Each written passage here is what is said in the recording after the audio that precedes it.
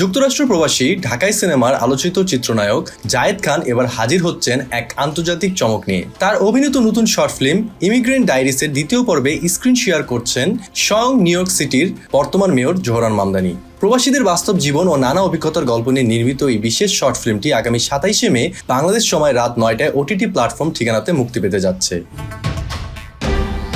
শনিবার ভোরে এক ফেসবুক বার্তায় নিজে এই দারুণ অভিজ্ঞতার কথা শেয়ার করেন জায়েদ খান। তিনি জানান, মেয়র জোহরান মামদানি কোনো অতিথি চরিত্র নয়, বরং সরাসরি তার সঙ্গেই পুরো দৃশ্যে অভিনয় করেছেন। বিশ্বের অন্যতম প্রভাবশালী একজন মেয়রের সঙ্গে একই ফ্রেমে কাজ করার এই অভিজ্ঞতাকে স্বপ্নের মতো উল্লেখ করে জায়েদ খান বলেন, এটি কেবল তার ব্যক্তিগত ক্যারিয়ারে বড় অর্জন নয়, বরং আন্তর্জাতিক অঙ্গনে বাংলাদেশের লাল সবুজের পতাকার জন্য একটি বড় গর্বের মুহূর্ত।